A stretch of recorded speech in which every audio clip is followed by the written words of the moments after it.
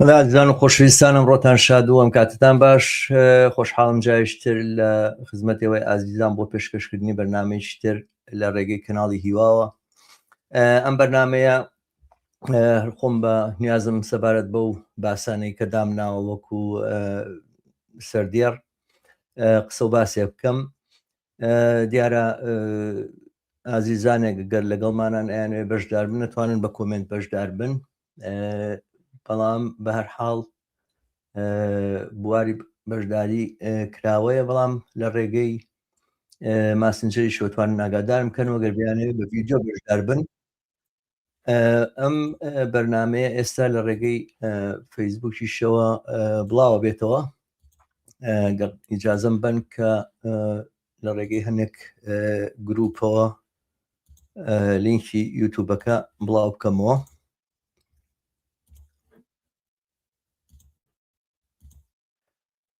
بەڵێ ئازیزان، ئەمڕۆ ڕۆژی 26/2/2026 بەرنامەی پێشکەشیەوە عزیز دەکەم وەک لە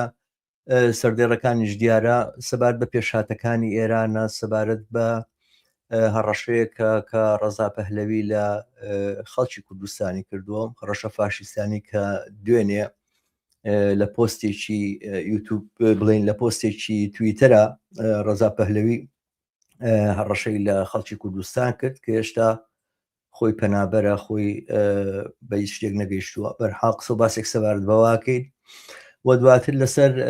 ڕووداویشی قساکە کە لە هەفتەی ڕابردووە پێشهاتێکی گرنگ بوو لە ئێران، تابەت لە کوردستانی ئێران، ئەویش پێکهاتنی من ناوێنم بەرەی کوردستانی، ئەگەرچی خۆیان ناوێکی تریان بۆ هەڵبژاردەوە، بەڵام من ناوێنم بەرەی کوردستانی ڕۆشنی شەکەمەوە بۆچی وای پێڵێ. بەرحاڵ سەبارەت بە پێشهاتەکان لەوە دەست پێ بکەین کە تا کەمێک پێش ئێستا هەواڵی ئەو بڵاو بووەوە کە گفتوگۆکان لە بڵین لە ئەوروپا لە جنێڤ بە کۆتایی خۆی گەیشت، بەڵام گزارش و راپۆرتی جیاواز هەیە. ئێرانەکان لە دەستگا ڕاگەیەنەکانی خۆیانەوە خۆشخەیاڵن یاخود ئومێدەوارن کە پێشکەوتنێکی باش بەدی هاتووە. وەزیری دەرەوەی عومان ڕایگەیانوە کە هەنگاوی زۆر باش و چوونە پێشەوەی باش پێک هاتووەوە لە هەفتەی داهاتووە دووبارە لە نەمسا لە بڵین جەلسەیەک و کۆبوونەوەیکی تر ئەبێ لە بینی وەفدە جۆر بە جۆرەکانی ئێران و ئەمریکایە بۆ قسە و باسکردن لەلایەنە تەکنیکیەکان، یعنی وەکەوەی کە ڕێکەوتنەکە بە ئەنجام گەیشتووە. ویتکۆف و کۆشنەر لەلایەن خوانەوە ڕائەنگەیانووە کە ئەوان زۆر تووشی حاڵەتێکی نالەبار بوون، یاخود تووشی ئیحبات بوون، تووشی بڵێن ناومێدی بوون لەو دەرکەوتنی کە ئێران دەرکەوتووە بۆ شەرت و مەرجانەوەی کە هاتووتە پێشەوە، کە دیارە ئەمە ئاماژەیەکی نێگەتیڤە. هەروەها لە هەندێک لە دەستگا ڕاگەیەنەکانی ئەمریکا ئەو بڵاو کراوەتەوە کە گوایە ئێران ڕازی بووە کە تەواوی دام و دەستگا ئەتۆمیەکانی خۆی بتەقێنێتەوە، کۆتایی پێبێنێ و ئەو یۆرانیۆمەش کە پێیتاندوێتی بیجۆچێتەوە بۆ دەرەوەی وڵات، دەرەوەی ئێران، کە دیارە سەبارەت بە پرۆگرامی بالستی یاخود ساروخەکانی قسە و باسێکی ئەوتۆ نەکراوە، بەڵام خودی ئەمە لەلایەن ئێرانەوە ڕەتەکرێتەوە کە ئێران بەڵێنی وای نەداوە و شتی لەم بابەتانە دروستکراوە یاخود هەواڵێکی ناڕاستە و مەسەلەکە بۆ جۆرەنی و بە شێوازێکی ترە و گوایە ئێران ئەو زەمانەتی وەرگتووە کە ئەتوانێ پیتاندن ئەنجام بدا بە نسبەتێکی کەم و هەروەها لەسەر باسەکانی تر و بابەتەکانی تریش ڕێکەوتنێکی ئەوتۆ ناتۆتە پێشەوە، یاخود مەرجەکانی ئەمریکا هەمووی جێبەجێ نەکراوە. بەرحاڵ ئەم لێکدانەوانت جۆر بە جۆر و بڵێن ناکۆکانە لە نێوان هەردوولایە نیشانی ئەدا کە گەری ئەوەیە من لە چەند سەعاتی ڕابردووە هاتووە شایدی پەلامارێک بین بۆ سەر ئێران و شایدی دەستپێکردنی جەولەیەکی تر و سوورێکی تر یاخود وژمێکی تر لە شەڕ و پەلاماردانی ئێران ببین کە حتمما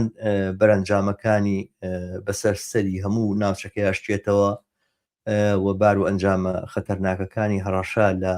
ئایندەی ئەم ناوچەیە ئەکاوە ئەو قوڕێکە گیراوەتەوە لە ناوچەیە زۆرتر خستێکاتەوە و هەموو ئەو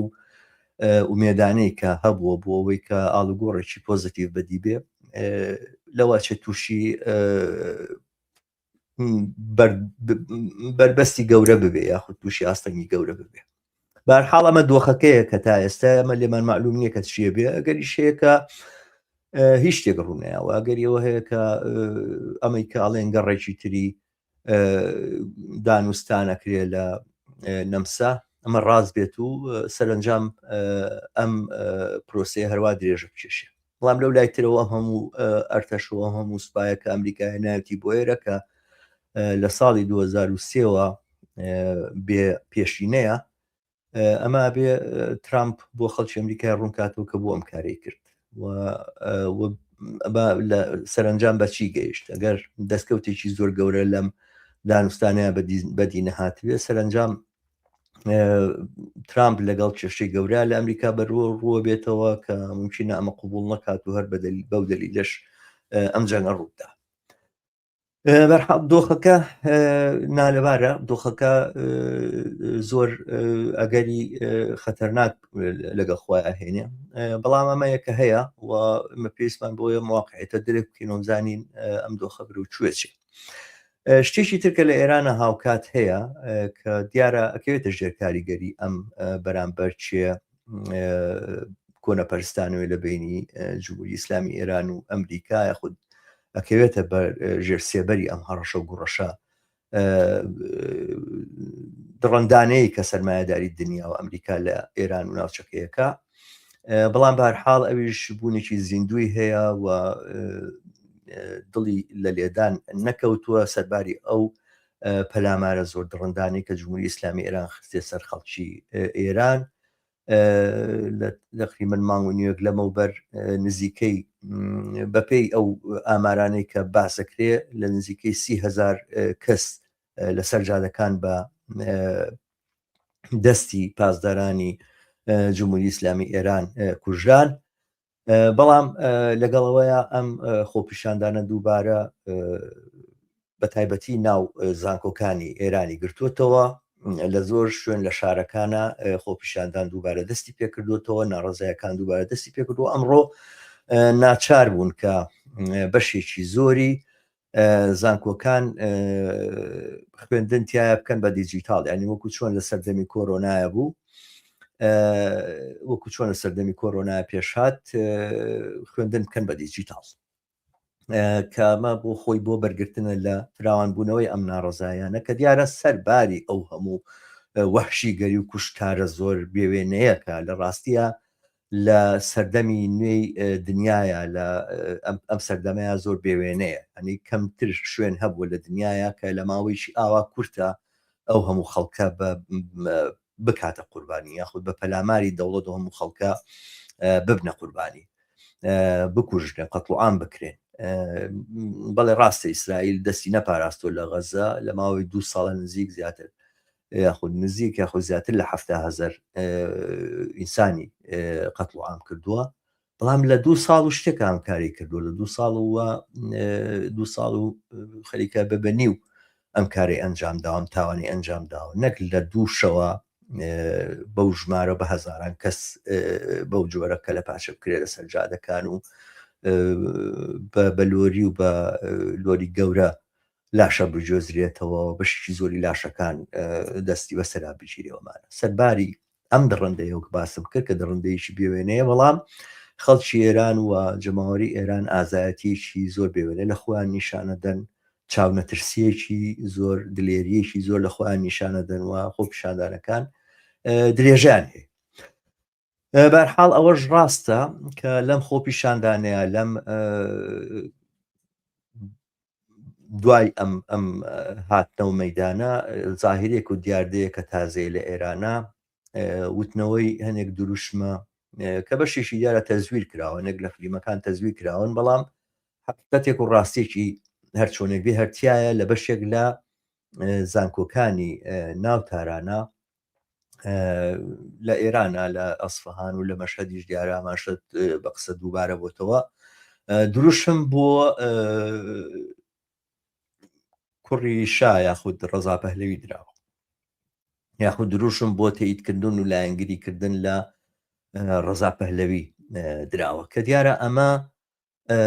شتێکی بێپێشینەیە. ئەوەی کە شارەزای تاریخ و مێژووی ئێران بێ ئەزانێ نزیک 70 ساڵ لەمەوبەر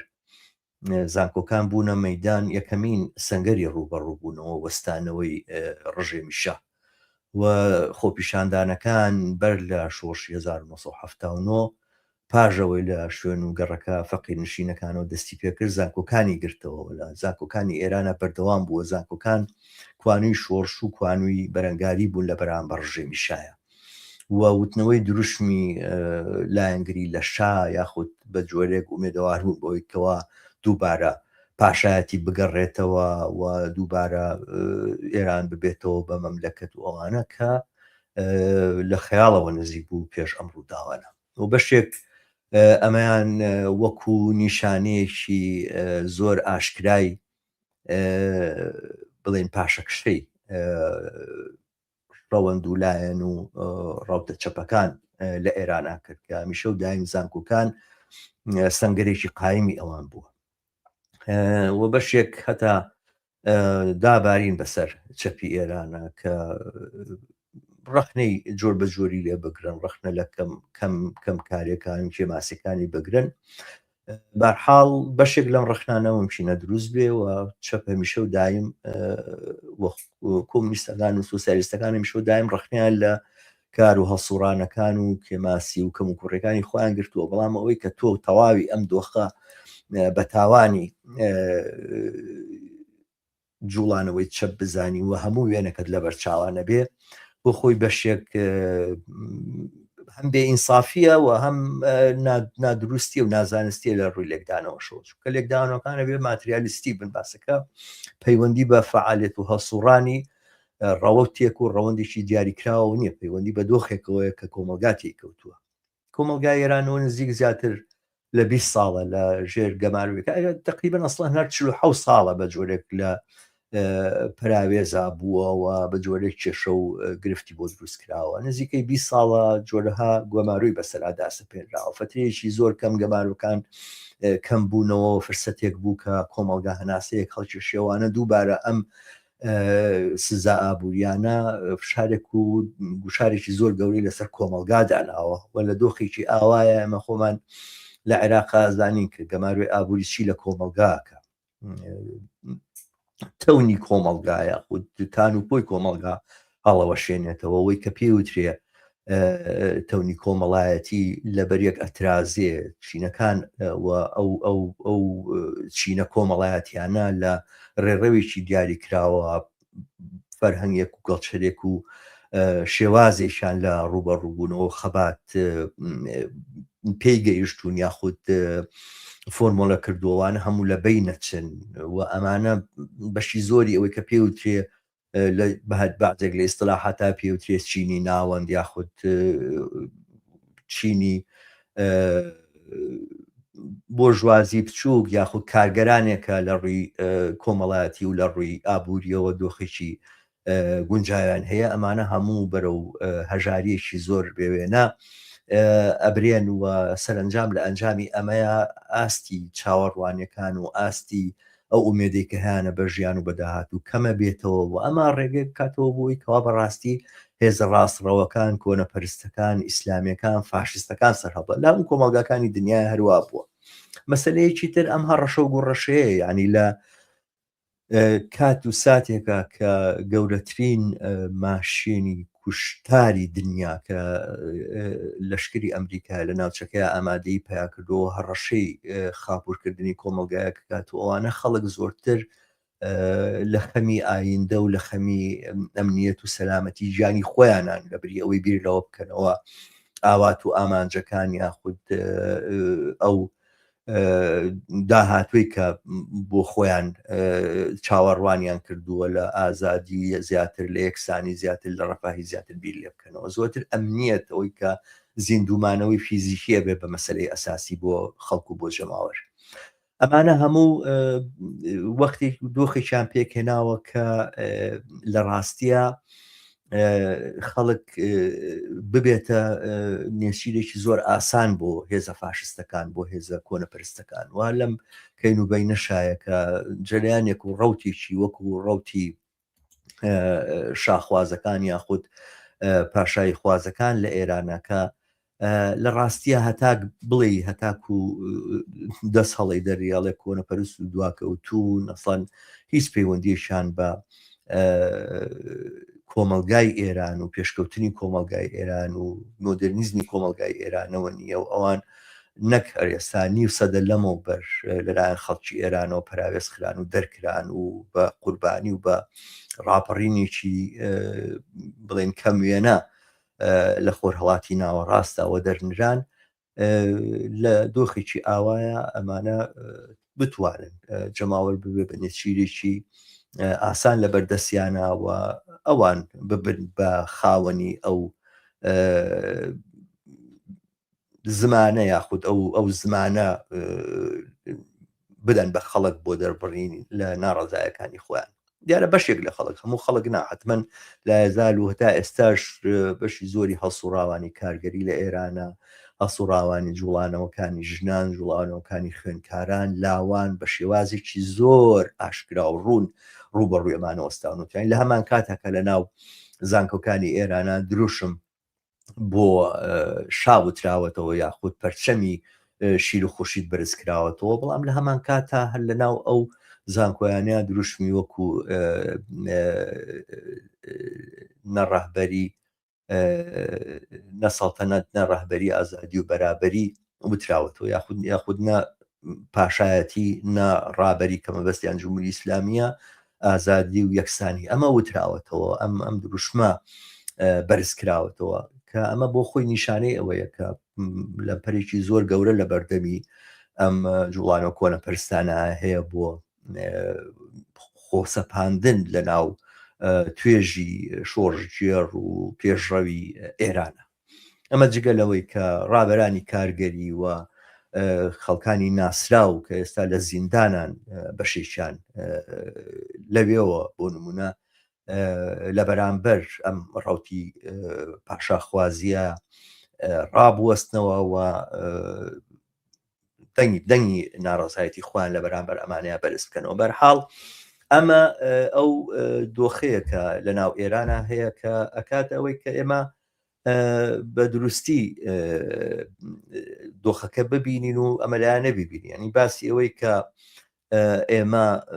لە دۆخێکان کە چەپ بە تەواوەتی بڵین دۆڕاوە یاخود لە ساحەک کراوەتە دەرەوە ئەمانە حەقایقی نییە دۆخی ئێران جۆرێکە کە جمهوری ئیسلامی ئێران و ئەو سەرکوتەی کە بەسەر کۆمەلگای ئێرانە سەپاندوێتی ڕێگای نەکردوەوە یاخود ڕێگای گرتووە لەوەی کە ئابووری و سیاست پەیوەندێکی بڵێن ئۆرگانیشان لەگەڵ یەکترا هەبێ ئەو پێشکەوتنی لە ڕووی ئابووری کۆمەڵایەتی ئۆڕوویاوە هێشتا لە ڕووی فەرهەنگی و لە ڕووی سیاسیەوە نەیتوانێەوە بە ئەندازەی پێویست دەربکەوێ مەبەستمەوەیە بۆ نمونە چینی کارگەری ئێران چینێکی زۆر فراوانە و ژمارەی ئەو خۆپیشاندان و ناڕەزایی و مانگرتنانی کە لە ئێرانە ڕوویاوە لە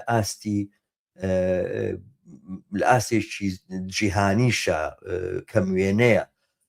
ئەو بەرەنگاریەی کە چینی کارگەر لە ئێرانە لە خۆی نیشانەدا لە بەرامبەر دۆخی نالەباری ژیانە بە ژمارە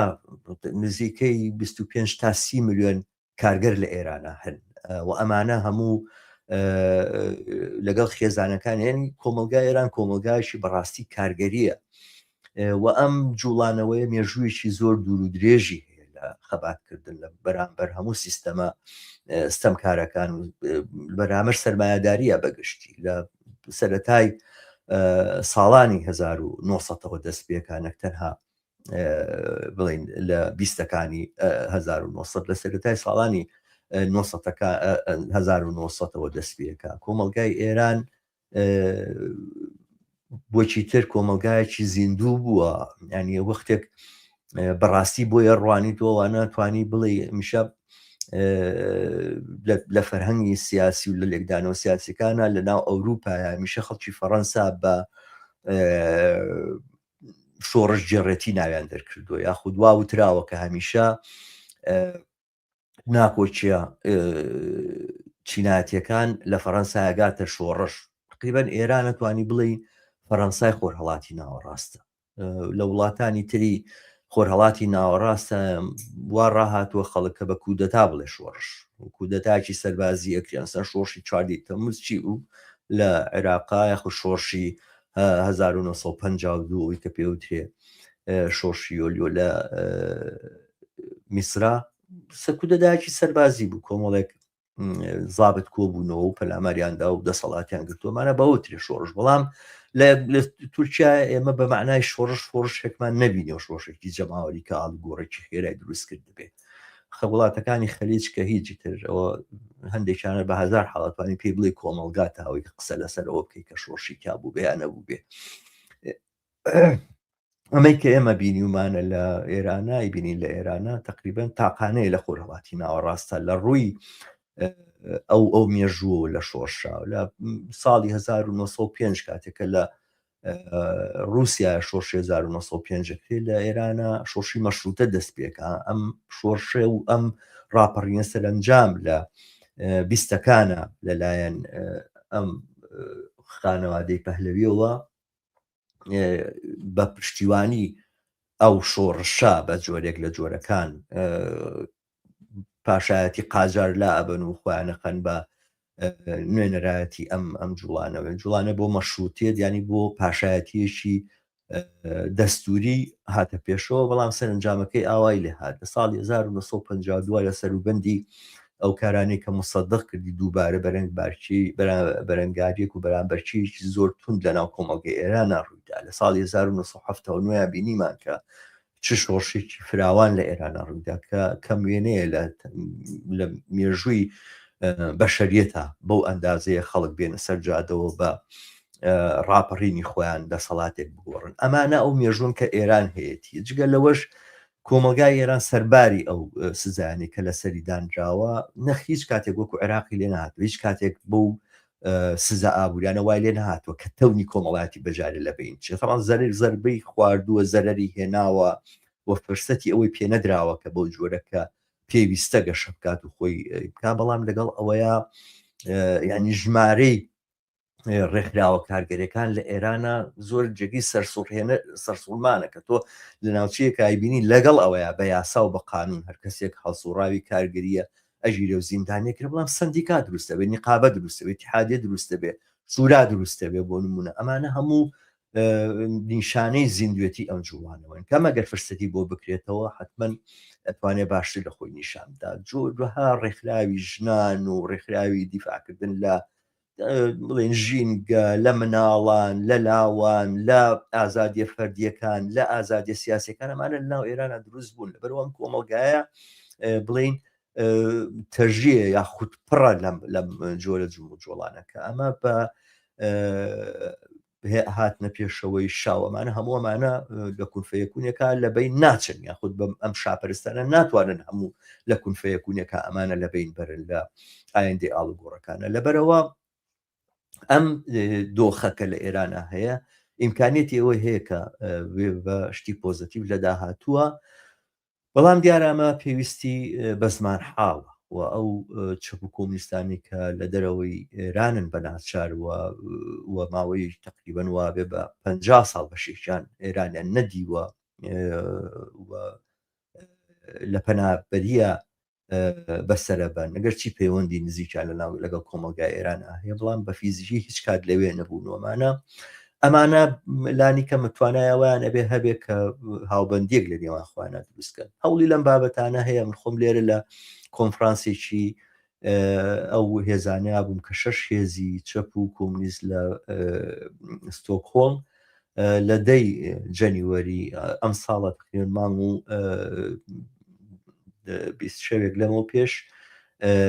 ئێمە لە کۆبوونەوەیکی ئاوا بینیمان کە نوێنەرانی لایەنی جۆر بە جۆر کۆبوونەتەوە کە ئەمانە هەموو مێژویان هەیەەوە هەموو خەڵکانی بە تەجروبە بۆ بە ئەزمونن کۆبوونەتەوە پێکەوە بوویکەوە هەوڵیەوە بن ئەلتەرناتیڤێک بۆ ئەم دۆخە دروست بکەن کە بە بڕای منم هەنگاوانە هەنگاوی پۆزەتیڤ و ڕوو لە پێشن بەڵام دووبارە ئەو کێشە و نەخۆشیانی کە چەپ هەیەی کە خۆی بەکەمەگرێ خۆی بەکەمەزانێ ڕێگ و ڕیشەکانی خۆی نابینێ ئەبینێ کە پەنابەرە و لە وڵاتێکی ئەوروپای کەوتووە لە دۆخێکی زۆر نابلنا لە بارایە لێرەوە حساب بۆ خۆیەکە حساب بۆ جوڵانەوەکی خۆی و جوڵانەوەکی کۆمەڵایەتی ناکە بەعادە کۆمەڵایەتەکانی خۆی نابینێ و سەرنجام ئەو ئومێدە و ئەو قودرەت و توانایە لە خۆیان شک ناباوە کە وەختێک ئەمە شک نابا ئومێدی نابێ بەوەیکەوە هاوکاری لەگەڵ هاوبیرەکان و یاخود هاو ئامانجەکان و هاو ئاراستەکانی خۆیان بکە خولانی کەم لەسەر مەسائلێکی لانی کەم لە دۆخی وەکو ئێستا ڕێ بکەون و بتوانن نوێنەرایەتێک پێشکەش بە کۆمەلگا بکەن کێشەکە ئەوەیە کە ئەم هێزانە لەگەڵ ئەوەیە هەوڵی ئەوادن کە هاوکاری بکەن پێکەوە بەڵام تا ئێستا نەگەیشتونەتە ئەو دەستەوە ئاسەی ئەبوو ستادێکی یاخود ناوەندێکی ڕابەری بۆ خۆیان دروستکەن و کەسانێک لە خۆیان بکەن بە زمان حاڵی ئەم ناوەندە کە بۆ میدیا قسە بکە بۆ کۆمەلگا قسە بکە لێدوان بدا مەسەلەن لە سات و کاتێکی وەکو ئەمەی ڕەزا پەهلەوی ئێستا جێگای بوو کە چەپەکانی ئێران لە بە نوێنەرایەتی کەسێک بێت بە ڕوون و ئاشکرایی لە بەرامبەر ئەم فاشیزمەی پەهلەویە قسە بکە کە من دواتر دێمە سەری بەڵام بەداخەوە ئەوانە ڕێگی خۆیان نەکردوەوە لەم بابەتەوە ڕەخنەی دڵسۆزانە و ڕەخنەی بڵین توندیش لەم چەپە و لەم هێزانە پێویستە و پێویست بەواکە کە چای پێبشێن چونکە بەڕاستی باسی ئێران و مەسلەی ئێران تەنها مەسلەی ئێران نییە مەسلەی ئێران نەتوانێت مەسلەی هەموو دنیا بێ مەسلەی ئاڵوگۆڕێکە لە ئێران ڕوو ئەدا با ڕاستی ئایا بە چەپیا کاریگەری دنیایی ئەبێ ئەگەر ئێران ببێ بە عێراقیشی تر و ئەوانە ئەسڵەن خۆرهەڵاتی ناوەڕاست بۆ دەیان ساڵ دەرگیری تاریکترین ڕۆژگارەکانی خۆی دێ کە کەس نازانێ ئایندە چی لێ دێ و ئەگەر بێت و بۆ نمونە بەدیلێکی وەکو ئەمریکا ڕەزا پەهلەوی ئەوێت ببێ بە سەردار و ببێ پاشایەتی بژێنێتەوە ئەگەر ئەمە ئەلتەرناتیڤە بێ کە لە ئێران ڕووەدا سەرنجام زۆر شت لە خۆرهەڵاتی ناوەڕاستە کێشەی بۆ دروستە بێ زۆر ئازادیەکەوێتە ژێر پرسیارەوە زۆر چون ئەمان ئەسڵەن پاشایەتی بە تایبەتی لە ئێرانە ڕێگوڕیشەیەکی نازیستی هەیە ڕەزاشای باوکی محەممەد ڕەزاشا ئەمەە نازیست بوو ئەمە لە لایەنگری نازی و لایەنگری هیتلەر بوو کە ئینگلیزەکان بە ناچار لایەن برد و نەفیان کرد و 3 ساڵ نەفی بوو پێشەوەی بمرێ و کوڕەکان لە جێگەیدانا ینی ئەم ڕێگوڕیشیان هەیە ئەم فاشیزمی ئێران مەسلەیەکی کەم نییەوە ئەمانە ئەسڵەن بەشەرەکانی تر و ئینسانی زەحمەت چێشت و خەڵکی کارگەر و ئیتر چ بگا بەوەی کە بە زمانی فارسی قسە ناکاتەوە ناسە هەر بە ئینسان حساب ناکەن شای ئێران بە زمانی زۆر پیس لە بەرامبەر عەرەب زمانەکانە ئەدوا لە سەررجەم خۆرهەڵاتی ناوەڕاست ئاستن بە مارمێرکە خۆر و بە نازام چیوانە ناوێ بردن ئەمە ئەم جوڵانەوەی کە تا بێخی ئێسقان جوڵانەوەیەکی نازیستی و فاشیستیە کە خەتەر دروستەکە ئەگەر بەم بارەیە بشتێتەوە ئەمە زۆر بەڵام ئەگەر بەبارێکی ترا بشتێتەوە و ئەگەر ڕادەیەک لە ئازادی لە یەکسانی لە ڕەفاه لەم کۆمەلگایە بەدەستی جوڵانەوە چەپەکان ئازادی خوازەکان ژنان لاوان خوێنکاران کارگەران لە پێشیانەوە بەدیبێت لە ڕاستیە ئەمە قەڵەمبازێکی گەورە بێت نەک لە خۆرهەڵاتی ناوەڕاستە لە ئاستی دنیاە و دووبارە یەشێک ئەبێت لەو شەپۆ لە دژە شەپۆلانی کە لە بەرامبەر فاشیزم و نازیزمی دنیاە ئەوەستێتەوە بەرحاڵ ئەمە دۆخێکە کە لە ئێرانە هەیە دیارە من هەرەوە ناتوانم لەسەرم بابەتە بەدوێم لەبەرەوەی نزیکەی نیو ساعتە لەمە قساکەم و دوو بابەتی تریشم داناوە بە ئومێدی ئەوەی لە داهاتووە وشتر لە هەنێک لایەنی ئەم دۆخی ئێران وردبینەوە ئەوەی چاوەڕوان نەکرێ ئەگەر جەنگ بێت و ئەگەر کوشتار بێت کە حتمما دۆخەکە زۆر نالەبارەکە لە ئەنجامی ئەم شەڕەیە گەر جمهوری ئیسلامی ئێران بوتەلاشی وێ یاخود هەڵبۆشێتەوە ئەوانە هەلومەرج و زەمینەی گۆڕانی ئێران بە عێراقێکی تر دروستە بێ بەڵام هیچ شتێک لەمانە ئەکید و حتمی نییە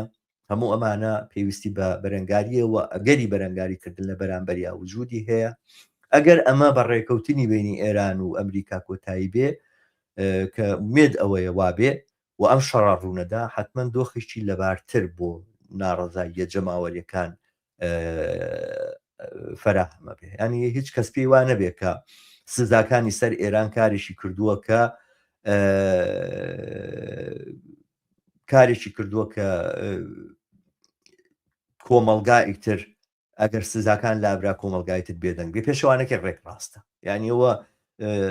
لە ماوەی بڵێن چەند ساڵی ڕابردووە و کاتێک کە بەرجام هەبوو بە جۆرێکوانە ڕێکەوتن هەبوو لەگەڵ ئەمریکایە و لەگەڵ ئەوروپایە و بازرگانی کەوتەوە ڕێگا ئەوانە بە جۆرێک دۆخی ئێران وای لێ هات کە کۆمەلگا خەڵەمبازێک دابرەوە پێشەوە و هەر ئەو تەراکومات و ئەو کەڵەکە بوونانە بوو کە سەرنجام لە جوڵانەوەی ژنژیان ئازادیە خۆی نیشاندایەوە ئەمانە ئەو دۆخەیان دروست کرد ینی خاوبوونەوەی سزاکان یاخود لابردنی سزاکان بە یەک جارێکی و بەمەرجێکە ئەم لابردنی سزانە بە معنای دەست ئاوەڵایی جمهوری ئیسلامی ئێران نەبێ ئیتر بۆ دەستخستنە ناوچەکەەوە کە دیارە مەرج و ئەوانەشیان لە بەردەمی ئەمەداناوە سەرنجامە کاتە ئەوەی کە جمهوری ئیسلامی ئێران لە بەرامبەر خەڵکە چەک ئەبێوە لە ئەو ئایدۆلۆژیا و ئیدعاانی کە لە ڕابردوو کردوێتی مەحرومە بێ و ئەمە دۆخێک دروستەکە کە کۆمەلگا ئاراستەیەکی باشتر و ئومێدی زۆرتر هەبێ بۆ ئاڵوگۆڕی پۆزتیف لە ئێرانە بەرحاڵ جەنگ موسیبەتێکی زۆر زۆر گەورەیە بەڵام جەنگ کۆتایی هەموو دۆخەکە نیە حتمما ئەگەری ئەوە هەیە لەم چوارچێوەیە ئاڵوگۆڕی پۆزتیڤیش بێتە پێشەوە بچمە سەر باسێکی تر ئەویش باسی هەڕەشەی فاشستانەی پەهلەویە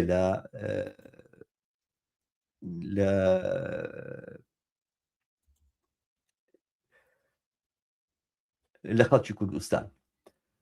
دیارە ئەم هەڕەشانە کە لە ڕۆژەکانی ڕابردووە ئێمە لە دوێنێ لەلایەن ڕەزا پەهلەویەوە لە خلالی تویتێکەوە قسەی کردووە بە بیانووی دروستبوونی ئەتیلافێک یاخود هاوپەیمانێک لە بینی 5 حیزبی کوردستانیە کە باسییان لە بەرەنگاربوونەوەی جمهوری ئیسلامی کردو من دیاتر دێمە سەری ئەمە لە ڕووی سیاسی و منیشتەی دێکم بۆ ئەوە پایمانەتێ نییە و بە پێم وایە نموزەژی تری بەرەی کوردستانی دواتریش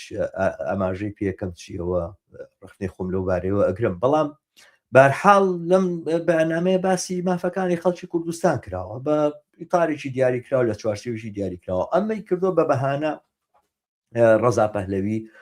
بۆ هێرشێکی زۆر دڕندانە و زۆر فاشستیانە ینی تۆ هێشتا خۆت بە پەنابەرە زانی تۆ هێشتا خۆت پەنابەری خۆت بە ڕەمزی یەکگرتنی کۆمەڵگایە گەزانی بە ڕەمزی ئاڵوگۆڕێکی گوای پۆزتیڤ لە ئێرانە ئەزانی بە ڕەمزی هەڕەشەکردن یاخود بڵێن تەحەداکردنی جمهوری ئیسلامی ئێران و ئەم سەرکوتازانی کە لە ئێرانە هەیە بەڵام هەر لە ئێستا باسیەوەکە کە ئەرتەشی داهاتووی ئێران لە ژێر سایی دەسەڵاتی ڕەزا پەهلەویە یەکەمین هەنگاوەکانی چین یەکەمین هەنگاوەکانی ئەوم پەلاماری کوردستان بە لە کوردستانی تر هەر کەسێک باسی مافێکی کرد لە مافەکان و ئەوانە بە جوداخواز و بە جیاخواز و ئەوانەی لە قەڵام بدە و باز لە یەکێتی میلەت و یەکێتی زەویەکانی ئێران وەکو شتێک لە خەتە سوورەکان کە کەس نابێبی بەزێنێ و هەموو کوشتارێک و هەموو قەتڵ و عامێک لە سایەی یاخود لە کاتی بڵین چاڵنجکردنی ئەم خەتە سوورانەی ڕەزا پەهلەویە ممکنەوە مەشروعە و هەر لە ئێستاوە قسە لەسەرەوەکە کە چۆنچۆنی ئەبێ دەستگا ئەمنیەکان و سەربازەکانی ئایندی ئێران خۆیان ئامادەکەن بۆ پەلامارە بۆ سەر کوردستان. یعنی خومینی تقریبا نزیکی ساڵێکی ویست تا خۆی کۆکردەوە و جێشی کۆکردەوە پەلاماری کوردستان بدا و باسی تەجزیە تەڵەب و ئەمانە بێنێتە پێشەوە بەنی سەدر بە چەکدارەکانی بڵێ پۆستاڵەکان تەندامەکەن تا پاچیان نەکەنەوە و نایان پێچنەوە ئەوانە نزیکەی ساڵێکی ویست. ئەم هێشتا دەسەڵاتی ئێستا لەسەر کارە، هێشتا دەسەڵاتی جمهوری ئیسلامی ئێران لەسەر کارە لە بری پەتانی ینی لە ڕووی ئەوە کە سەیرەکەی لەباری سیاسیەوە هەتا هەستەکەی زۆر ناشیانە مامەڵی کردووە کە من پێم وانێ ناشیانە بێ دواترێژەڵم بۆ بەڵام وا هەستەکەی کە ئەم جۆرە بەرخوردکردنە لە بری ئەوەی تۆ هەوڵ بی کە هێزەکان کوکی تۆ خەلکی هەر لە سەرەتاوە زەمینەی شەڕی قەومی و زەمینەی شەڕی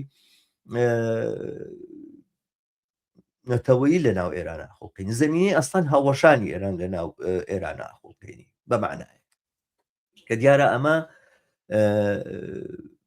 جێگای ئەوەیە کە لەلایەن هەموو ئازادی خوازان و بەتایبەتی لەلایەن ئازادی خوازانی فارس زمانەوە کە من پێماوە تەقسیریان نەکردوم لە دوێنێەوە بینیم گەلێک لە ڕێکخراوە چەپەکان لە بەرامبەر ئەم هەڕەشە و گوڕەشانەیە ڕاوەستاونەتەوە داکۆچیان لە مافی خەڵکی کوردستان کردووە تەنانەت هەندێک لەو ئەحزابانە زۆر بە ڕۆشنی ئەحزابی چەپ و کۆمونیزم وتویانە کە خەڵکی کوردستان تەنانەت بۆ جابوونۆژ مافی خۆیانە باسی جوداخوازی ئەگەر واش بێ تاوان نییە جەریمە نییە خەڵک مافێتی بڕیار بدە لەگەڵ تۆیان بێنێتەوەیان نمێنێتەوە و ئەگەر شا ئالتەرناتیڤی ئەم شایەتی ئەلتەرناتیڤی داهاتوی ئێران بێ ئەوانە لە ڕاستیە خەڵکی کوردستان هەموو مافێکیان هەیە لە ڕژێمیشی ئاوا جیا ببنەوە و دەوڵەت و دەسەڵاتی خۆیان لە کوردستانەدا بمەزێنن ئەسەن بوونەوە بە بەشێک لە ئێران لە حاڵی هاتنەوە سەرکاری ڕژێمێکی نازیست و فاشستی وەکو ڕژێمی پاشایەتی یەکێکە لە خەتا گەورەکان کە خەڵکی کوردستان بیکە مانەوە لە چوارچەوەی ئێرانە بە قازانجی هیچ ئازادی خوازیە بە قازانجی هیچ مافێک بە قازانجی هیچ کەرامەتێکی ئینسانیە نیە لە بوجودی دەسەڵاتێکی وەکو دەسەڵاتی ڕەزا پەهلەوی یاخود پەهلەویەکانە و ئەم فاشستانە تاکو سنووریان لەگەڵا زۆرتر و تۆختر دەستنیشان بکەیت تاخود لە بەرامبەریانە هێسکۆ بکەیتەوە بۆ بەرەنگاری ئەوانە کەمە ئەمە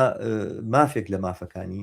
خەڵکی کوردستانەوە ئەمە بەڕاستی لەلایەن بەشێک لە چەپ و کۆمونیستەکانی ئێرانەوە داکۆچی لێکراوە دیفاعی لێکراوە ئەوانە چ فارزبان بن چ ئازەری بن چ عەرەب بن چ کورد بن ئەمە بەنا لەسەر بنەمای ئەوەی کە خەڵکی چەپ و کۆمونیست ئازادی خوازن و چەوسانە و ستەمیان بۆ هیچ بەشێک لە کۆمەلگا قووڵ نییە نە بەرامبەر هەڕەشە و گوڕەشانەی ڕەزا پەهلەویە وەستاونەتەوە و بە ڕۆشنی هەڵوێستی خۆیان لەم بابەتەوە نیشانداوە بەرحاڵ ئەمەی کە پێویستە لێراتەکیدی لەسەر بکرێتەوە ئەوەیە کە ڕەزا پەهلەوی ئەم قسانە لە خۆڕانەکە ینی حقەتەکەی ئەوەیە ڕەزا پەهلەوی نەک تەنها نیگەرانی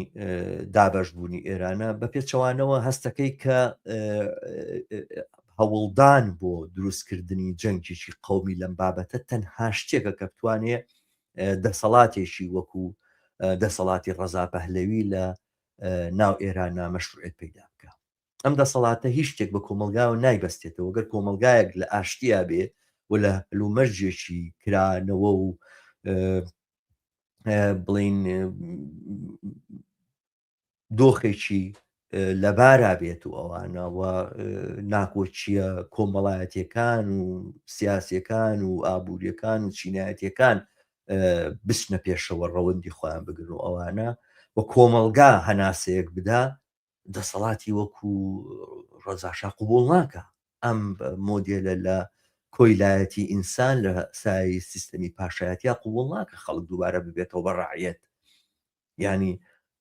و نزیکی 50 ساڵ ئەگەر بە درۆژ بێت جمهوری ئیسلامی قسە لەسەر شارەوەندیەکە قسە لەسەر هاوڵاتی بوونەکە قسە لەسەرەوە کە هەموو کەس مافی یەکسانی هەیە بە بەشداریکردن لە سیاسەت دەگەمانە معلومە و دیارەکە هەموو ئەمانە ناڕەوان و ناڕاستن ینی ئەساسێکیان نییە بەڵام بە لەفزیش بێ بە حسابی سیستەمی مەردم سالاری ئیسلامی و ئەمانە باسی واکە کە خەڵک سالارە و خەڵک دەسەڵاتدارە ئەوانە دیارەت معلومەکە خامنەی هەمە کارێ لە ئێرانەوە هەموو بڕارێک لایەن ئەو دەرەچێتەران سەر کۆمارەکەش کە هەڵبژاردننی بۆ کرێتەوەمانیش قیمەتیشی نیە بەڵام لانی کەم لە ڕووی پەیامەوە ئەوواڵێ بەڵام کەسێک بێ ئەمڕۆ داوای بەیعەت لە هین بکە لە خەڵکی ئێران کاکە هێشتا لە دەرەوەیە لە لۆس ئەنجلوسەوە دانیشتۆ چاوەڕێ ئەوەیە خەڵک بەیعەتی پێ بدا بە بەم بەیعەتەوە بە بنوێنەرایەتی کردنەوە بێوێت دەسەڵات بگرێ ئەمە چ مۆدێلێکە لە کۆیلایەتی نوێ کۆیلایەتی تازە کە خەریکە فەرز بکرێت بە بڕای من ئەمە لەلایەن خەڵکی ئێرانەوە قابلی قوبوڵ نییە و بۆ شتانی کە پێشودریش لەسەر دۆخی ئێرانوانەوتم کێشەکانی ڕەزا پەهلەوی زۆر زۆر کێشەی قۆڵن هەر بۆیە تاکیدکردنی لەمە یعنی من وازانم کە ڕەزا پەهلەوی لە بن عەرزا بۆ شتێکی لەم بابەتە گەڕاوە کە مەجموعەیەک حزابی کوردی بەیانێکی لەم بابەتە دەرکەن بۆی کەوان پەیامە بدا ینی ئەسڵەن خودی ئەم بەرەنگاریە لە بەرامبەر گوایە لە ڕوانگەی ناسیۆنالیزمی ئێرانی و ئەوانەوە لە بەرامبەر گوایە جوداخوازی کوردەکانە خودی ئەمە وەسیلەیەک نییە بۆ هەدەفێکی دیاریکرا خودی ئەمە هەدەفە ینی خودی کۆکردنەوەی ئەو ناسیۆنالیزمی ئێران لە دەوریەوە خەریکە ئێران لە بینەبەر و ئێران پارچە پارچاکەن و بڕین فریاکەوین و ئێمە یەک ئەوانە زۆر فرسەتی پێداوەکەیترە و شیعارە نازیستی کاڵێ یەک نەتەوە و یەک ئاڵا و یەک سەرکردە کە شیعاری هتلێرە دووبارەی کاتەوە ئەمە دروشمی هتلەرەوە ئێستا بڕۆ لە خۆپیشاندانەکانیان ببینە لە ناو لە لۆس ئەنجلۆسەوە تاکو و میونخ ئەسنە سەر مینبەرەکانەوە قسە ناکەنەوە شعارەکانی هتلەر ئەڵێنەوە ئەمانە بەڕاستی لە فرسەتێکی ئاواگەڕان بۆ شتێکی لەم بابەتانە ڕووبەوە ئەمە بەڕاستی خەتەرناکە من دیارە ئەزانم کە کۆمەلگای ئێران کۆمەلگایەکی زیندووە و ئەزانم کە کێشەی گەورە لە بەردەم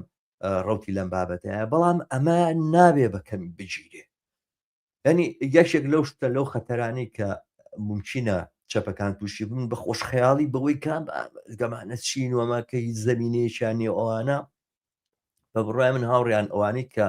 متابعەی دۆخی فکری و ئایدۆلۆژی سەرمایهداری ئەم سەردەمە بکەن کەسانی وەکو ڕەزا پەهلەوی زۆر بەجددی درەگرن لە ناو خودی ئەمریکا لە ناو خودی سیلیکۆن ڤالیە لەو شوێنەیە کە شوێنی تەکنەلۆژیا و پێشکەوتن و ئەوانەیە کەسان هەن کتێب دەرەکەن و نووسین ئەنووسین لەسەرەوەی ڕۆژگاری پاشایەتی هاتوتەوە لە ناو ئەمریکایە لە 250 ساڵ لەمەوە پێش ئەمریکا لە پاشایەتی ینی هەر خودی دروستکردنی ئەمریکا ئەساسەن لەسەر بنەمای جابوونەوە بوو لە پاشایەتی بڵێن تاجی بەریتانی بۆ ڕزگارکردنی کۆمەلگا بوو لە پاشایەتی و لە کۆیلایەتی لە ناو ئەمریکا ئەمڕۆ دەوڵەمەندترین دەوڵەمەنەکان تێک بلیۆنێرەکان ئەوانەی کە خەریکە سەرمایەکان لە تریلیۆن دۆلار نزیکە بێتەوە نووسراوە نووسن و کتێبە نووسن و بەحسەکەن و لەسەر یوتیوب مناقەشا دەکەن و ئەوانە کە دیموکراتی نەخۆشیە دیموکراتی خەتەرە دیموکراتی خراپە دیموکراتی کەی سیستەمە ئێمە پێویستمان بە پاشایە پێویستمان بەوەیە کە پاشایەکی تر بێت مەلەکیت بێتەوە پاشایەتی بێتەوە بڵام پاشاکە من وەکو ئینواابێ وەکو بڵین سەرکردەی شەریکە یاخود بەڕێوەبەری کۆمپانیایەک بێتەوە ئەوانە سیر کا بزانێت چی بە قازانجی کۆمپانیاکەیەتی بیکات و ئیتر بەڵام نەیەڵێتەوە بۆ نەوەکانی دوای خۆیەوەمانە ناوە ناوە ئێمە پاشایە هەڵبژێنین کە هەموو سەڵاحەتی چێ بێت هەموو بڕیارێکدات وەمانەتر دیموکراتی یعنی چی و هەڵبژاردن یعنی چی ئەمە لە ناو جەرگەی ئەوەی کە پێوتر لیبرالیزمی غەربی لە ناو جەرگەی لیبرالیزمی غەربیە ئەمانە بیر و بۆچوون و تەرحێکن کە خەریکن بڵاو ئەکرێنەوە برەویان پێدرێ لەبەرەوە ئەمە بە دووری نەزانین کە سەرمایهداری ئەم سەردەمەی دنیا زۆر زۆر ئاسانەتوانێت بچێتە پشتی ئەلتەرناتیویشی وەکو ئەلتەرناتیوی ڕەزا پەهلەویەوە هیچ کێشەیەکی لەگەڵ ئەوەیانی وەختێک تۆ ئەبینی لە سووریا تیرۆریستێکی عیار 24 داعشی ئەلقاعیدەی هێنا ڕیشی تاشی و بۆینباخێکی لە مل کرد و قاتێجری لەبەر کرد و وتی ئەمە نوێنەری ئێمەیە لە سووریایە و سووریامان بۆ یەکە خاتەوە ئەوانە بۆ بێ عجایب بێکە لە لۆس ئەنجلسەوە ڕەزاشا بێنەوە بۆ ئێران و بڵێنەمە نوێنەری ئێمێ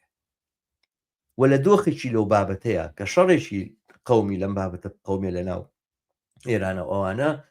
زۆر ئاسان هەموو ئەوەی کە پێی ئەوترێ مقاومەتی کۆمەڵگا قابلی تێکشکاندنە ناکرێەوە نابێ ئێمە پێمان وابێ کە نە سەرکەوتنی ناهاتنی ئەم ئەلتەرناتیڤە حتمیە نە تێکشکانیشی حتمیە ئەمە هەمووی پەیوەندی بە ململانیەوە هەیە پەیوەندی بەوە وابێ حسابی جددی بۆ ئەم واقعێتە بکرێ بۆ ئەم ڕاستی بکرێ و ئێمە زۆر جارێک بیستین ئێستا هەدا هاوڕێیانێک کە وەختێک دێن باسی فاشزمەکەن و باسی کۆنەپەرستیان سەردەماکەن مەوجەیەکی یاخو شەپۆلێکی فاشستی دنیاگرتەوە هاوڕێن چیە ئێمە شەپۆلە چێ ئەڵێ ئەمە زریانێک نییە و سونامیەک نییە کە هەموو شتێک ڕاماڵێ ینی چی شەپۆلێک ینی شەپۆلێکە بە دوایە شەپۆلێکی دژە شەپۆلێک دێت و کۆتایی پێدێنی یاخود هەنگاوێکە بۆ پێشەوە بەڵام هەنگاوی تری بە دوایە دێ حتمی ئەوەی لە جەنگی جیهانی دووەمان ڕوویدا کە فاشیزم هات و دوای فاشن تێکشکاو ئەمانە ئیتر ئەمە ئەو سینناریۆیە کە فاشیزم و نازیسم هەمیشەمە هینە سووڕی ژیانیانە سەرمایهداری تووشی قەیرانە بێ فاشیزم دێنێ دوایەوە قەیرانەکانی چاک بوو فاشیزم لابات و دیبارە بێتەوە بە دیموکراتی ئەمە خەو خەیاڵە هاوڕێیان سەرمایهداری و دیموکراتی بە یەکسک لە دایک نەبوون ئەمە درۆیەکە ئێمە هەموو فێر بووین کە قوبوڵیکەین سەرمایهداری 250 ساڵە هەیە هەمووی 100 ساڵە کارگەر بۆی هەیە دەنگ بدا لە هەڵبژاردنەکانە لە ناو جەرگەی ئەوروپایە لە ناو خودی ئەم سویدە 1970 نیوەی کۆمەلگاکە ژنن ئەو کاتە توانیویانە مافی دەنگدانیان هەبێت لە سویسرا 1972 آخر کانتۆن مافی دەنگدانی ژنانی وەرگرت و ئەوانە ئەمەی کە ئاوا دیموکراتی و سەرمایهداری بە یەکسک لە دایک بوون و جمکن و بەیەکەوە دێن و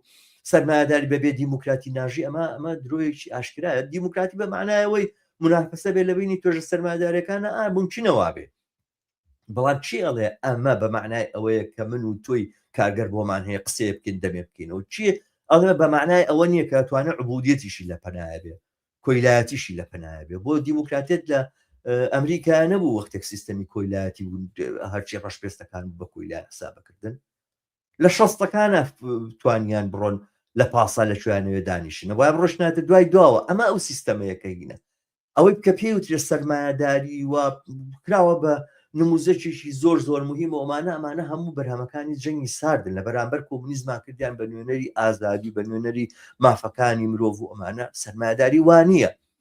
سەرمایهداری بەبێ کۆیلایەتی ناژی سەرمایهداری بەبێ ستەمکردن ناژی سەرمایهداری بەبێ پەراوێز خستنی کۆمەلگا بەشی زۆری کۆمەلگا ناژی و تا بۆی بکرێ مافەکان کەمەکاتەوە ئەگەر لە ئەوروپایە پاش خەباتێکی دوور و درێژ پاش ئەوەی کە جەماوەرێکی فراوان بە قوربانیدان لە ساڵەکانی 1940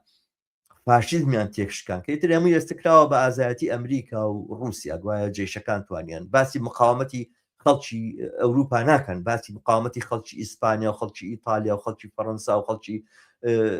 وڵاتەکانی تر و پۆلۆنیا ئەوانە ناکەن لە بەرامبەر فاشیزما کە چیان کردو هەمووی ئەمریکا و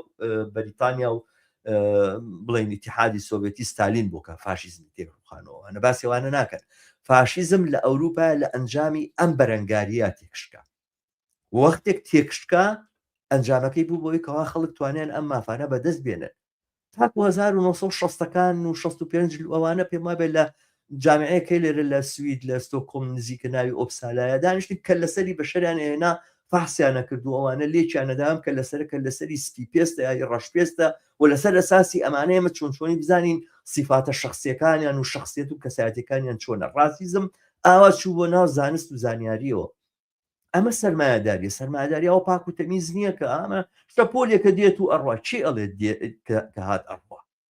ئەوەی کە ڕۆیشتووە لە ڕابردووە بە خەبات ڕۆیشتووە بە بەرەنگاری ڕۆیشتووە. جا بۆیە متمانەکردن بەوەی کەوا شا ناتوانێت لە ئێرانە هیچ شتێ بکات و هیچ ئایندەیەکی نێو ئەمانە حتمما وەکو شعارێکی تەبلیغی با بڵێن با خەڵک ئەگەر لە دەورێمانە کۆکەینەوە شعارانە بڵێن، بەڵام حەقیقەتەکەی ئەوەیە بەرنامەدانان و سیاسەتدانان و نەخشەدانان نابێت لەسەر ئەساسی ئەوە بێ ئەم دیاردەیەکی ڕاگوزەرە دێت و ئەڕوا وانە باشترین دەسەڵاتێک کە بۆ سەرمایه‌داری ئەم سەردەمە ئیسپاتی کردووە کە ئەتوانێت باشترین بۆ بەرهێنانی چینی کارگەر بکات و باشترین پێشکەوتن بێت سیستەمی چینیە. سیستەمی چینیە کە 12 ساعت کار بەینەکە ئەوانە بڕۆ ناڕزایی دەربڕە بڵێم نەمێ ساعت کارم کەم بێتەوە لە سجنای لە زیندانای تۆوانە لە 30 سانتیمتر بە 30 سانتیمتر دادەنێنەوەوانە تاکو و ڕقەبیتەوە. ئەوە سیستەمێکە کە سەرمایه‌داری ئەم سەردەمە پێویستێتی. لەبەرەوە باسی ئەوە نەکەین کە ئێمە ئەمە چۆن لەگەڵ سەردەمی ئەم سەردەمەیە ئەبنجێ وایە لەگەڵ ئەم سەردەمەیە بەو معنای کە ئێمە تێگەیشتوین بەو معنای کە کۆمەلگا ئێوێ ناگونجێ و ئەگەری زۆر هەیە کە تێک بشکێنرێ، بەڵام ئەمە حتمی نییە و ئەمە ئەگەر بۆ هەموو دنیا ڕاستە بۆ ئێران زۆر ڕاستە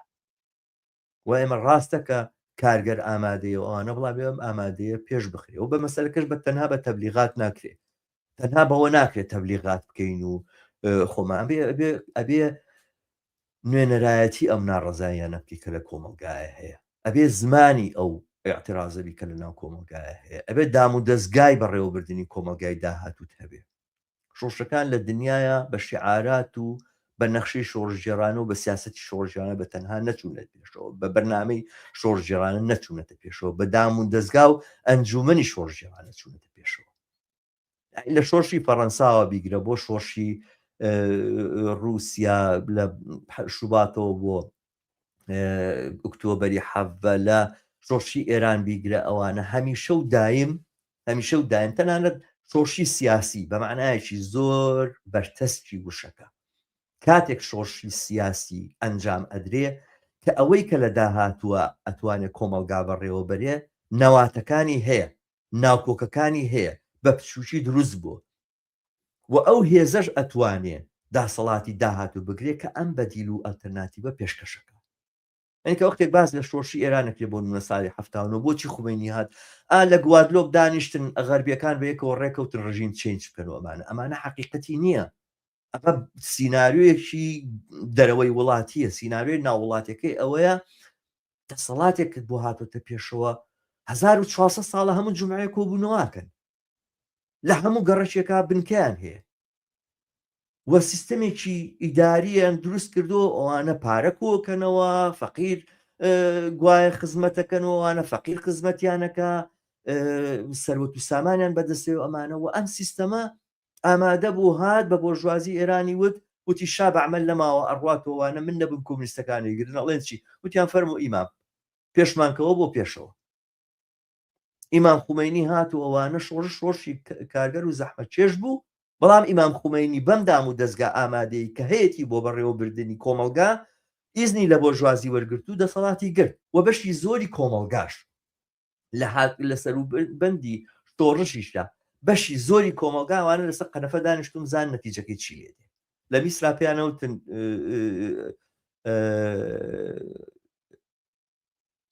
القاعدين على الكنبة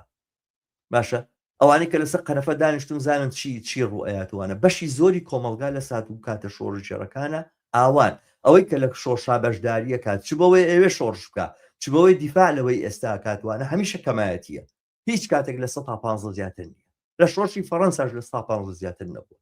لە شۆڕشی ئێرانە 1970 لە 170 زیاتر نەبوو شتێکی ئاوایە ئەوەی کە ئەمێنێتەوە کۆمەلگا بەشێکی زۆری کۆمەلگایە کە پرسیارەکەی ئەوەیە سبەینێک ئەم ئاڵوگۆرە ڕوویە ئەتوانن ماڵەکەم بپارێزن پۆلیس بتوانێت پارێزگاریم لێ بکە ئەگەر جەردەهاتنە سەر ماڵەکەم ویستیان تاڵانم بکەن و مناڵەکانم ئەزیێت بن، ئەتوانێ ئەم کارە بکە، ئەتوانم دام و دەستگایشی لەم بابەتەم هەبێ، ئەگەر ئابا بڕوا با بگۆڕێ، ئەگەر نابا ئەمە بمێنێتەوە کە هەیە. هەڵشی سادە بەشی زۆری کۆمەلگا ئاوا بیرەکاتەوە. وەختێک ئەلتەرناتیڤێکی دیاری کراوە، ئەلتەرناتیوی بۆ ئەوە داناوەکە لە داهاتووە چۆن کۆمەلگا بەڕێوەبەرێ، ئەمە ئەتوانێت خۆی بکا بەو بەدیلەی کە دێتە پێشەوە. ئەمەی کە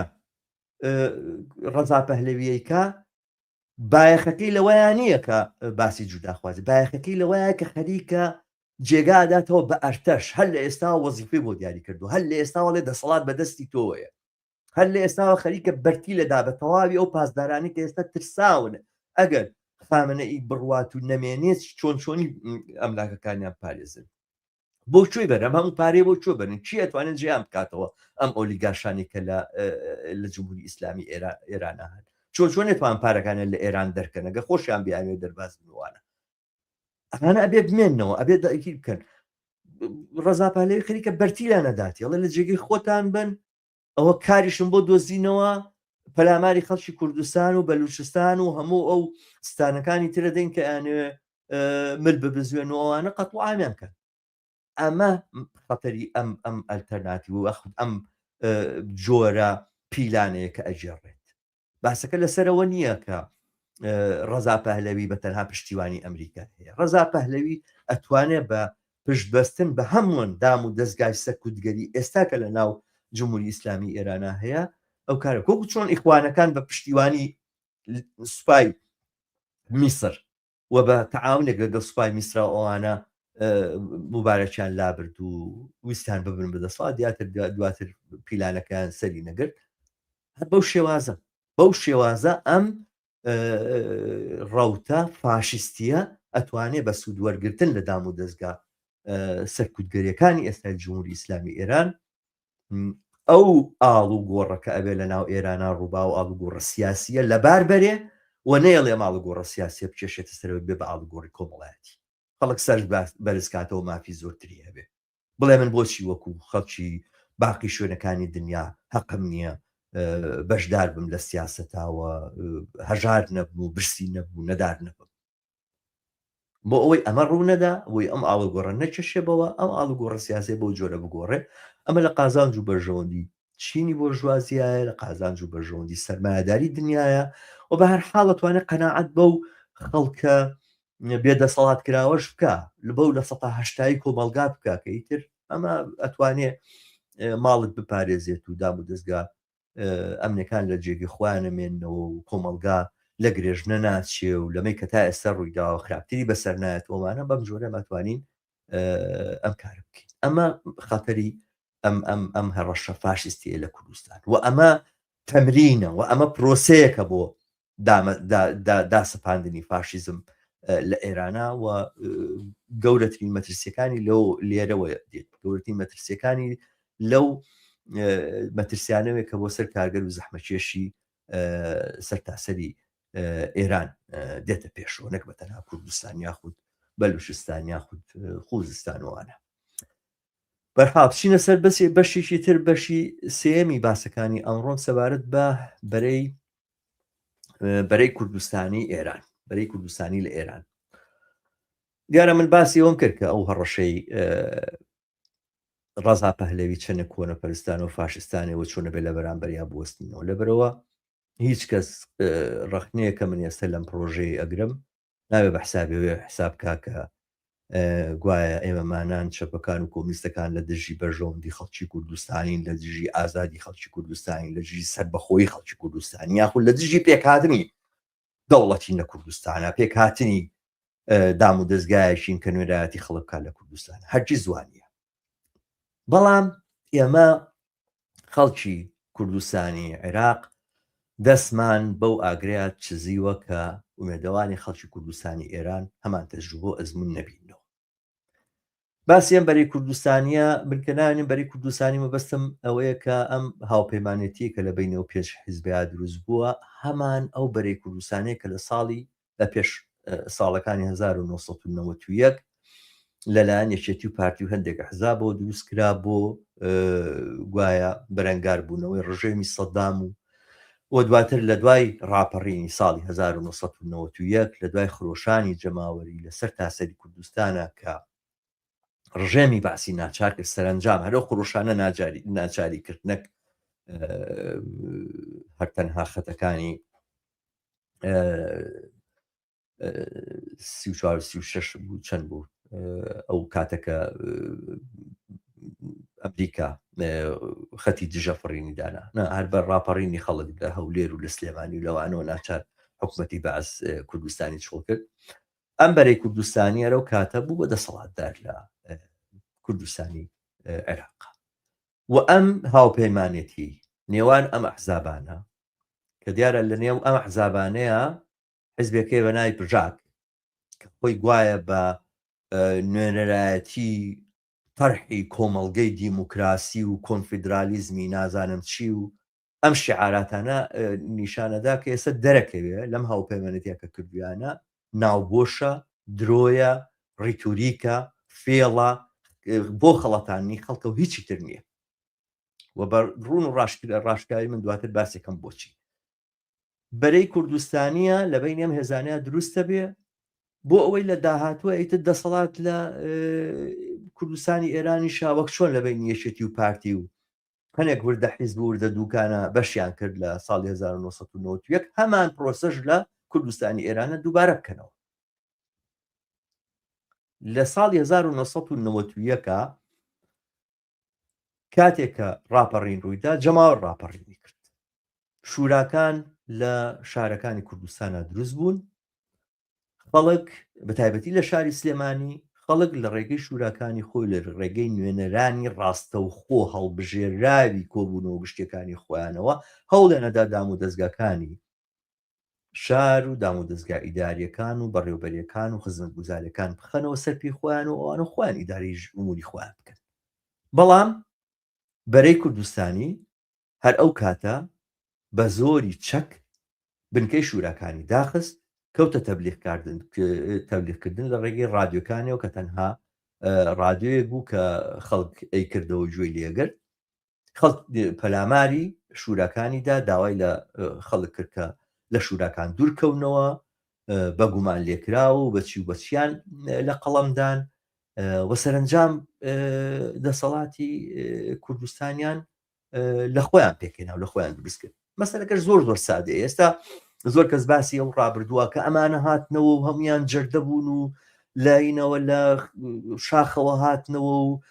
هیچیان نەبوو بوون بە خاوەنی ئەم هەموو سەروەت و سامانەوە لە هیچەوە بوون بە سەردار و دەسەڵاتدار و ئەمانەی تۆتەوێت چۆن بێ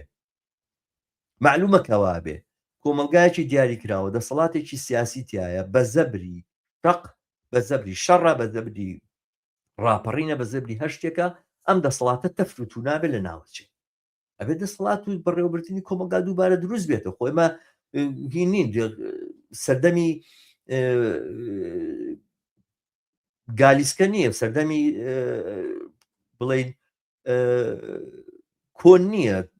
1000 ساڵ لەمەوە پێش مەجموعەیە دێبینوانم کوێ خایە بۆ خۆمان هەڵبژێن شاری گەورەت هەیە تۆ لە شاری سلێمانیا ملیۆنە نەفەریتی هەیە سە شارەکانی کوردستانی ئێران سەدان هەزار کەسی تیاژیۆمان ڕێخستەوەی ئەم شارانە پێویستی بە دام و دەستگای ئیداریە و ئەم دام و دەستگا ئیداریە پێویستی بەوە هەیە توانا و سوڵتەی بەڕێوەبردننی کۆمەلگای هەبێ و ئەم توانا و سوڵتەی بەڕێوەبردننی کۆمەلگایە لە دوو ڕێگا زیاتر ناکرێت دروستکرێت یاوەتە لەسەرەوە دروستیەکەی یاوەتە لە خوارەوە دروستیەکەی یاوەتە بە بەشداری خەڵک دروستیەکەی یاوەتە بە زۆری سەرنیێزەی مەجموعەیە چەکدار و ئەوانە دروستێکی لەم دوو ڕێگایە زیاتر نییە ناتوانێت کۆمەلگا بێ ساحێب بێت و هەروە بێت و ئەوانە چۆنە ڕوا بڕوە تۆ شەبەکەی ئاوت هەیە شەبەکەی کارەبات هەیە ئێستا ئەنتەرنێتت هەیە تەلەفۆنت هەیە یعنی بازێ لە هینەکان هەند ئەنارکیستەکان کە هەندێکیان زۆر بێدەماخن ئەسڵەن ئەوە ئازانم لە سەردەمی هی ناژینەوە نیە هەوجار و جەنجەڕ و ئەوانە ئاژین و ئەوانە خوازانن سەردەمی بەردە ئەو شارە و دیانە هەمویان دابنیشن پێکەوە بە شێوەیەکی ئاسۆی و نازانچی ئاسۆیی چی تۆ کۆمەلگایەکەت هەیە هەرەمی دامەزراوە و ئەمە دەسەڵاتی پێویستە. ئەم دەسەڵاتە ئایا بە بەشداری خەڵک دروستیەکەیتەوە یا لە دوور بە بەشداری خەڵک. لەم دوو ڕێگایە زیاتر نییە. بە بەشداری خەڵک دروستیەکەی لە ڕێگەی شوراکانی ڕێگەی کۆبوونەوەی گشتیە لە ڕێگەی ڕێکخراوەکانی کۆمەلگای مەدەنی هەرچێکی ناوەنی لە ڕێگەی ئەمانەوەی تۆ دەسەڵاتە و نوێنەراتی خەڵک دروستەکەی یاوەتە لە ڕێگەی مەجموعە حیزبەوە پێکەوە ڕێگەکەونەوەوانە چەکیان بەدەستەوە زەبریان هەیە و زۆریان هەیەوان و فەرزێکەکەنەوەوانڵێ نێمە تاقە هێزین تاقە شەرعیترین هێزین کە بتوانین ممارەسەی عنف بکەین. ئەمەش دەوڵەت، ئەمە معنای دەوڵەت دروستە بێتەوە لەم ڕێگایە و دەسەڵاتی سیاسی لەم ڕێگایە دروستە بێتەوە. ئەم دوو ڕێگایە زیاترت نییە. و سەرنجام ئەو هێزانەی کە ئێستا خەریکن بەبێ ئەوەی قسە لەسەر ئەلتەرناتیوی بەڕێوەبردننی داهاتوو بکەن و ئەوانە خەریکن بەم جۆرە ئێتیلافە سیاسیە قسە لەسەرەواکەن هێزی پێشمەرگەی خەین و هێزی چەکدارێکە خەین و نازانم بەڕێوەبردننی کۆمەکە خەریکن لە بین یەکترا ڕێکەون بەبێ ئەوەی ئەسڵە خەیاڵن لای ئەوە هەبێ باسێک لەوە بکەن کە شووینەوە بۆ ناو شاربوون بوونە خەڵک توانای ئەوەی هەبێ لە ڕێگەی ڕێکخراوە مەدەنیەکانی خۆیەوە دام و دەستگا دروستکاتەوە. ئەمە هەمان نموزەجی بەری کوردستانیە کە ئەوە 35 ساڵی ڕێکە ئێمە خەڵکی کوردستانی عێراق تاوانەکەی ئەدەین و باجەکەی ئەدەین. ساڵی 1991 وەختێک بەرزانی و ئەم مەسعود بەرزانی و بەرزانیەکانی تر و ئەوانە هاتنەوە ئەسان کەس هەر بە هیچی نازانی، هەرمایی گاڵتەجاری بوون لە لای خەڵکی زۆری کوردستان. بەڵام جەلال تاڵەبانی هێنانی کردنی بە هاوپەیمانی خۆی ئەوانە لەبەرەوەی ئەیزانی ئەوەی وێت لەسەرەوە دەسەڵات دروستکات و ئەوانە و پێویستی بە سەرۆک عەشیرەتەکان هەیە، پێویستی بە ئەو تەیفە کۆنەپەرست و دواکەوتوی کۆمەڵگەی کوردستان هەیە بۆی ئەم کارە بکەیژە بەتەنیا بۆی ناکرێت، بەتەنیا ئەو کاری بۆ ناکرێت کە لەسەرەوە ئەم دام و دەستگار نەشێویست پشت بە شوراکان ببەستێ. نەوشیروان مستەفا کە دواتر باسی کرد ئەم دەسەڵاتە حیزبی و ئەوانە خۆی فاسدترین و حیزبیترین و دواکەوتوترین عنسوری ناوبەرەی کوردستانی بوو کە ئەستەن حیزب بوو دەسەڵاتی پێ یەک شتێک بوو. بەس دوایی لەبەرەوەی بەشەکەی خۆی کەم بۆ ئەوانە لە 10 ملیۆن زیاتریان نایە بوو بە دوژمن و دژمنایەتی کردنی ئەم چییە ئەم فۆرمە لە حکومڕانی و ئەم تیورانی هێنایە پێشەوە فۆرمە لە حکومڕانی بەعمل نایم حکومڕانیەتیە بێ ئاڵوگۆڕی بەسەرا بێ ئەوانە گەنا خۆیان هیمون هەر لە بیدایەتەوە یەکێتی لەبەرەوەی هێزێکی کۆنەپەرستی بۆژوازی بوو دەستی لەگەڵ دەستی حیزبی دیموکراتی پارتی دیموکراتی کوردستانە تێکەڵ کرد، پارتیە کە هەموو کەس لە خەڵکی کوردستان ئەزانێت ماهیەتەکەی چییە، ئەزانێت چۆن حیزبێکی بنەماڵەیە کە خەڵکی کوردستان بەڕەعیەتە زانێ ئەسڵەن هەمووی بە خوڵاوی خۆی زانێ ئەبێ هەربانیان کەن ئەزبەنی نەشە ئەم حیزبەیە ئەمانەی هێنایەوە ئەمانی کرد بە سەردار بەسەر خەڵکەوە و نەتیجەکەی ئەژبینی کێشێتی نیشتیمانی کوردستان بۆ بە چ قەشمەریەک لەم ڕۆژگارەیە، بۆ بە چ گاڵتەجارێک لەم ڕۆژگارەیە، چۆن بۆ بە بیاری دەستی پارتی بارەزوی خۆی ئەهێنێت و ئەیبا جمهوری ئیسلامی ئێران بڕوخێ وەختە مەسیری پافڵ و مافڵەوانەژە بینین بای چەنە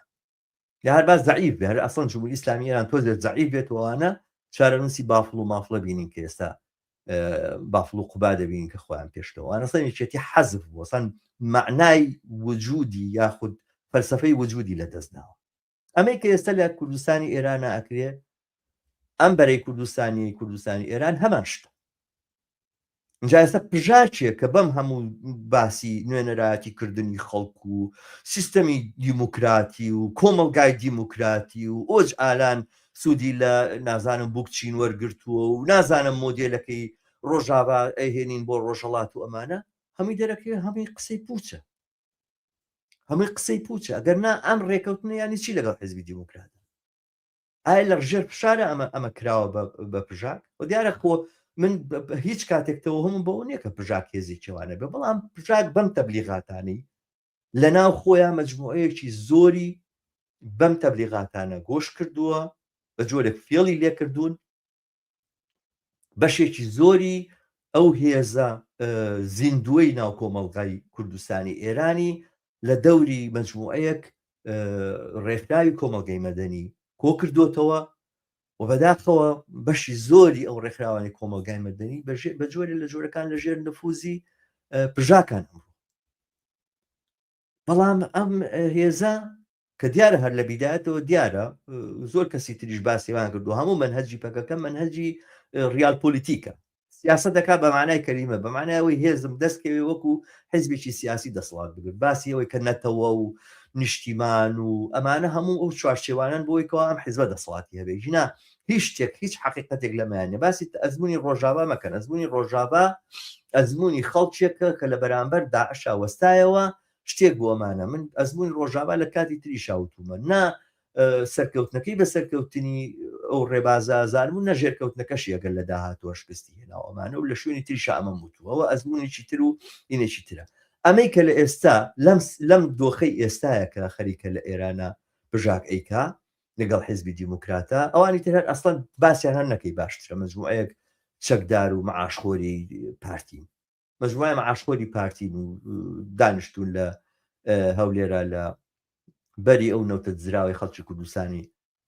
عێراق خۆن و ئەوانە و دابەستن و گەورە کراونەوەوانە و قەڵەو کراونوانە دانراون بۆ ڕۆژێکی لەم بابەتە بەکاربێنەوانە ئەسڵەن ناکرێت بە حیزبی سیاسی ناوبرێن وەڵام حیزبی دیموکرات حیزبێکی سیاسیە و معلومەکە بنەچەکەی چییە معلومە کە ڕابردوەکەی چییە معلومە کە ئەسڵەن قوڵی نەبوو کۆمەڵە پێی بڵێت تۆ حیزبی بۆ ژوازی کوردستانی هەر لەسەرەوەی کە پێی وتی حیزبی بۆ ژوازی کوردستانی کەوتە قەت و عامی کۆمونیستەکان و کوشتاری کۆمونیستەکانەوە ئەنا ئەم حیزبی دیموکراتەرە و حیزبی دیموکراتەیە کە لە زۆر جێگا هەتا تەجاوزی بە زیندانەکان و بە ئەسیرەکان کردو ئەوان خەڵکی مەدەنی و خەڵکی بێچەکی کوشتارە کرد لەسەرەوەی کە پێی و دیان بە کۆمەڵەوە بۆ ئەمە و حیزبی دیموکراتەیە پژاک ئێستا لەگەڵام حیزبی دیموکراتەیە ڕێکەوتووە کە لە داهاتووە دەسەڵات لە کوردستانە پێکەوە دروست بکەن و پێکەوە پێشی بێنن ئەمە پێی ناوترێ پرۆژەیەک بۆ سەرخستنی کۆمەڵگا ئەمە پێی ناوترێ پرۆژەیەک بۆ ئەوەی کە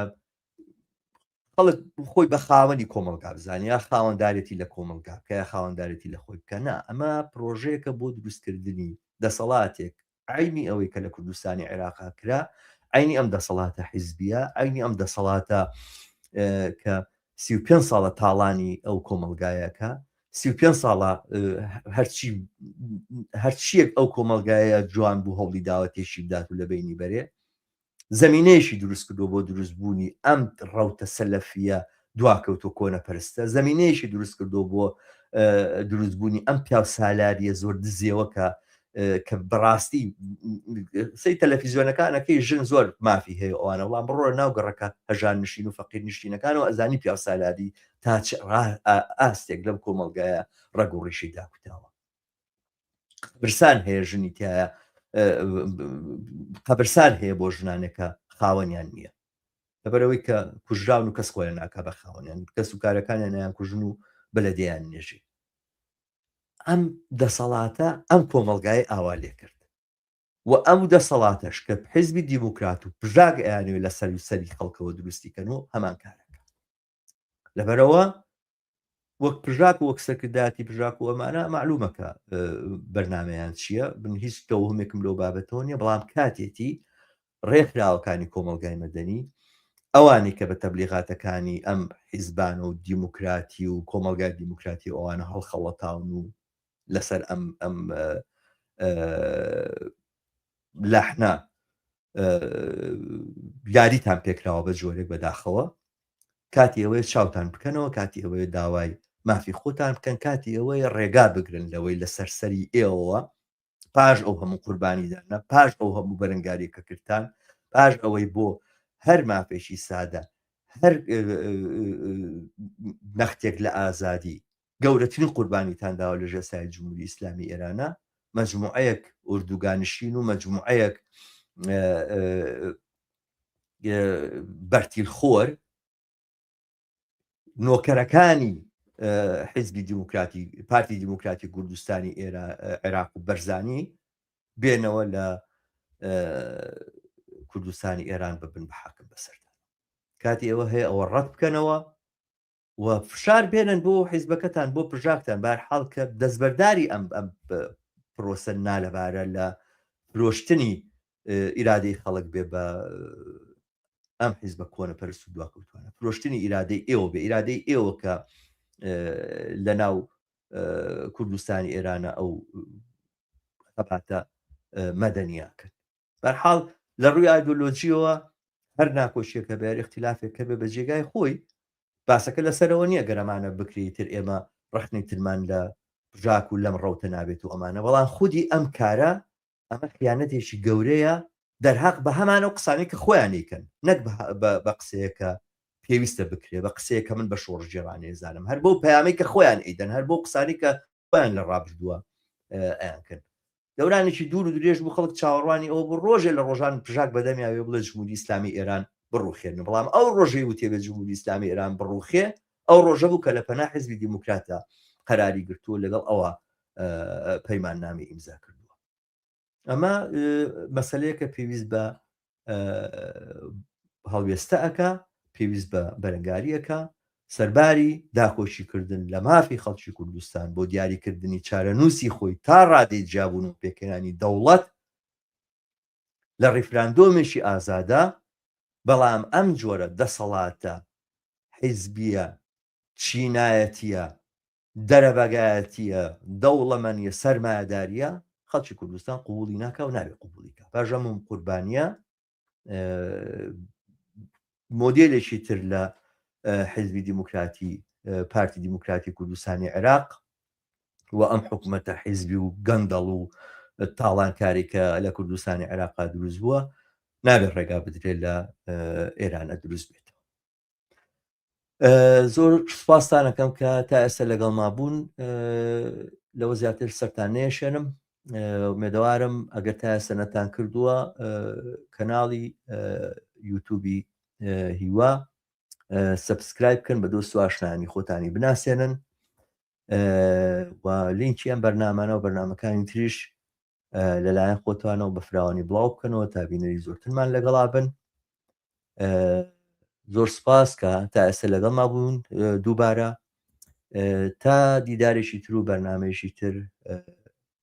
لەگەڵ ئێوەی ئازیزە یەکتر دەبینینەوە هەمووتان بە شادی و کامەرانی ئەسپێرم لە هەر شوێنێکن شەوتان و ڕۆژتان خۆش